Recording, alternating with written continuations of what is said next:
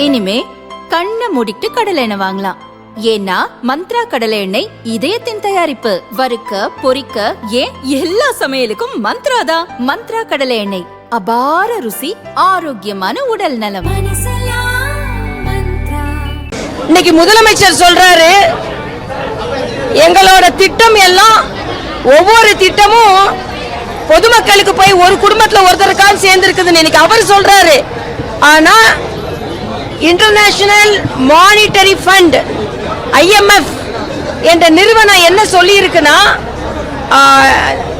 மரியாதைக்குரிய பாரத பிரதமர் அவர்களின் திட்டம் இந்தியால 140 கோடி பேர்ல எத்தனை குடும்பங்கள் இருக்கிறதோ அந்த குடும்பத்தில் ஒருவராவது பலனடைந்திருக்கிறார்கள்.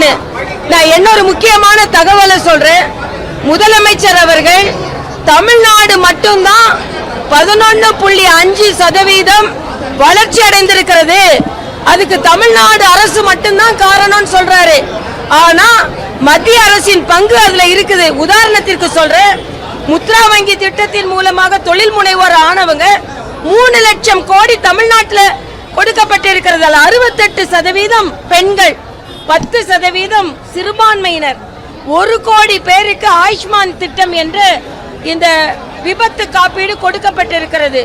ஸ்டார்ட் அப், நேற்று ஜிதேந்திர சிங் கூட சொல்லியிருக்கிறாரு, ஸ்டார்ட் அப் அது அதிகமாக தமிழ்நாட்டில் தான் பிரதமரின் திட்டத்தினால் உருவாக்கப்பட்டிருக்கிறது.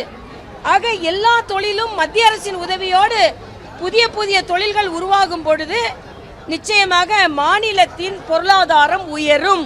அதனால முதலமைச்சர் சொல்ற மாதிரி மத்திய அரசின் பங்கே இதுல இல்லை என்று சொல்ல முடியாது. அவர் அப்படி நினைக்கிறாரு. சினிமா நடிகர்கள் எல்லாருமே அப்படிதான் நினைக்கிறாங்க.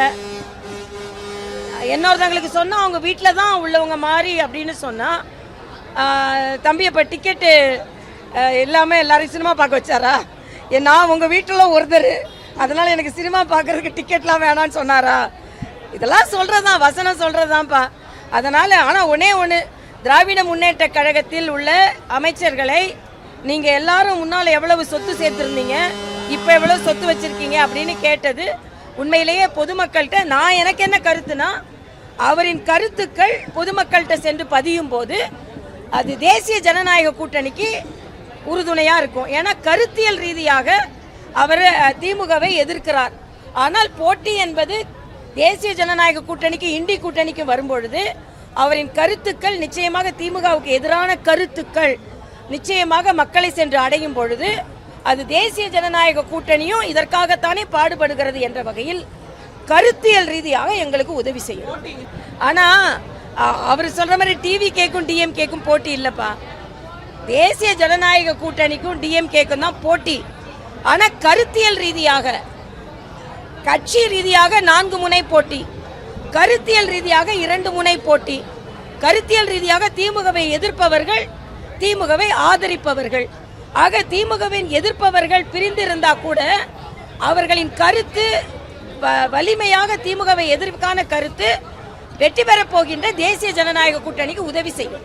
அங்க எப்போ மாதிரி நாங்க பேச்சுவார்த்தையே நாங்க என்னைக்கு ஆரம்பிக்கணுமோ ஆரம்பிப்போம். ஆனா காங்கிரஸ் மாதிரி நவம்பர்லயே 5 பேர் கொண்ட குழு போட்டுட்டு நாங்க இவ்வளவு நாள் காத்திருக்கிறோம், குழு போட்டோம்னா அப்படி நாங்க காத்திருக்கலப்பா. நாங்க ஜனநாயக ரீதியாக எந்த அளவிற்கு நாங்கள் பேச்சுவார்த்தை நடத்தணுமோ, எங்க அண்ணன் செல்வ பெருந்தகை காரை ஓட்டிட்டு யாரையும் உள்ள விடாம, அதனால அப்படிலாம் இல்லை.